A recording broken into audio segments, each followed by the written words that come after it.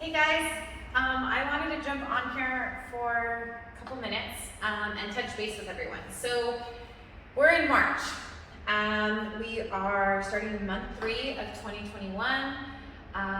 Majority of us hopefully are sticking to whatever resolutions or intentions we had for the year.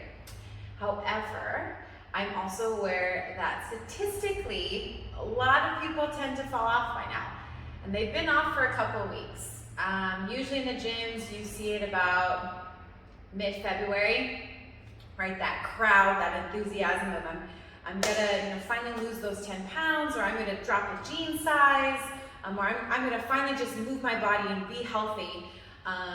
That excitement and that motivation that someone first had at the beginning of the month, or year, right, in January, is starting to dwindle down. And it's not because they don't want those goals or they don't want to continue with those intentions. It's most likely because they're tired. It's maybe a little bit more difficult than they anticipated. And so I'm going to go over 3 kind of reasons why we fail typically. And this is in anything. It's not just related to fitness, right? It's just why we fail at different things in life. In my case, we're talking about fitness and staying healthy and keeping active, right? So there's 3 kind of main things that hurt us in terms of achieving what we want to achieve. And the first one is when we start to compare ourselves to other people, right? When we get in the mind frame of comparing our successes to someone else's, we get discouraged, right? Because a lot of times you're comparing, I'm sure you guys have heard this phrase, but don't compare your chapter 1 to someone's chapter 10, right? You're setting yourself up to fail if that's what you're gonna do, right? And comparing yourself to someone else who has a different body, a different schedule, a different mindset, and different motivations is just not fair to yourself, right?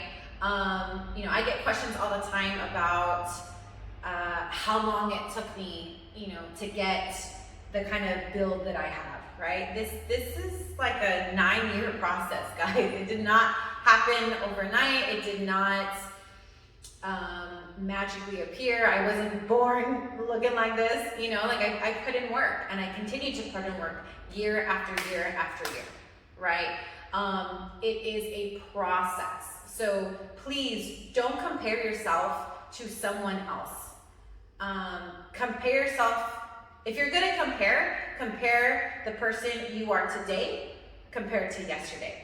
And ask yourself, are you being better than you were yesterday? That is the only comparison you should be concerned about. Reason number 2 we fail is because of limited resources. So a lot of times when things don't pan out exactly how we want them or had envisioned, it's very easy to just throw in the towel and say, you know what? I wanted this, but it's too difficult. I don't have this. I don't have the right equipment. I don't have the amount of time that I thought, or there's a lot of things where maybe your resources aren't aligning, okay? And this is where I'm gonna tell you tough shit, okay? Because regardless of your resources, you can make it work. If you really want to, you can make it work, okay? If your limited resources is time, there's a lot of time in the day, guys. I know it feels like there isn't, but there is. You'd be surprised the amount of time we spend on our phones, on the computer, on watching TV, on a tablet, just lounging, right? Reallocate your time, right? If it's something that is a priority to you, make it a priority. Time is not a factor, okay? If you really want whatever your goal is in terms of fitness, you can make the time. I'm not saying it's gonna be easy. Maybe that means you have to wake up at 4 a.m. But if that's something that you really want, then you're gonna wake up at 4 a.m. It's that simple, all right? If your limited resources is equipment,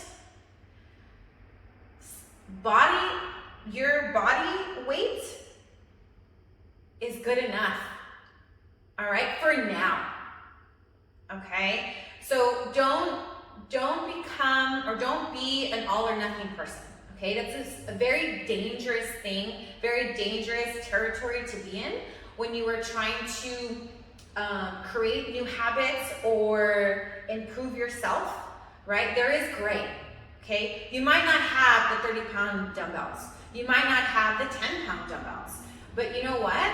You can make it work. Maybe that means, if you only have 8 pounds, but it's really light, okay, well, instead of doing 10 reps, well, guess what? Now you're doing 30 reps. Trust me, if you're doing the exercise right and fatiguing those muscles, you will see a change in your body. So you have to be willing to get creative, okay? Don't let limited resources stop you from achieving whatever goals you set out, all right? The last common kind of factor in terms of why we fail is lack of progress, right? Or what we think is lack of progress. So I encourage you to really think about what progress looks like for you. And I urge you not to associate that progress with the number you see on the scale, all right? I do not own a scale. I have one here at the gym.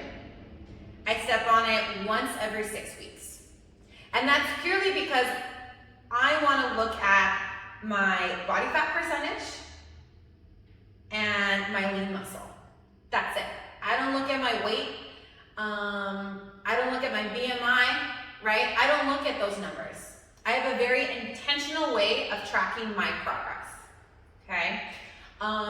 So it's not the number on the scale, okay?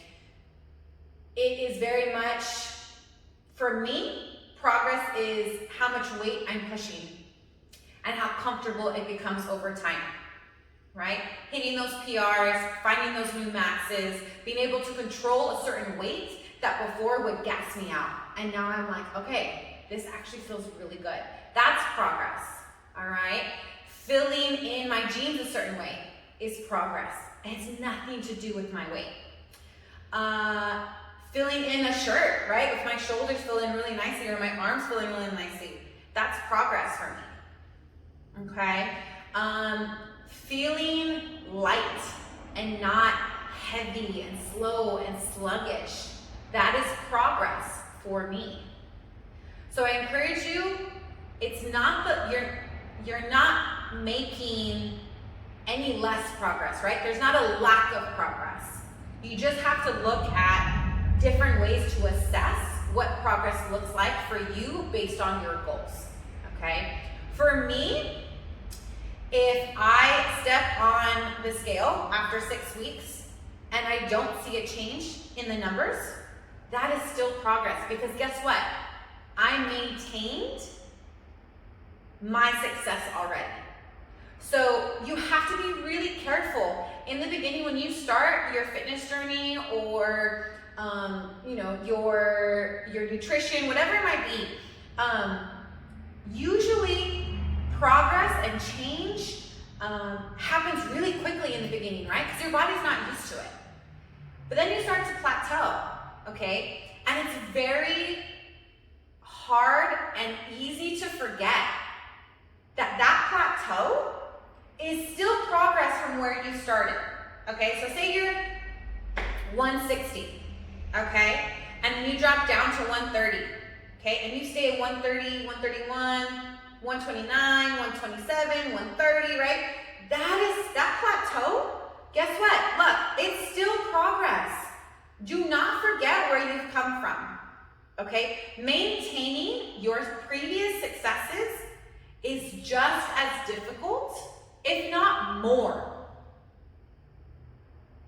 than just losing weight, okay? So be patient, be kind to yourself, and assess what it is that you're doing, all right? So don't compare, don't let limited resources get in your way, and reevaluate what progress looks like for you. If you guys do those 3 things, every time you get tired or burnt out or you think it's not worth it, it's too hard, look back at those and unpack why you feel that way.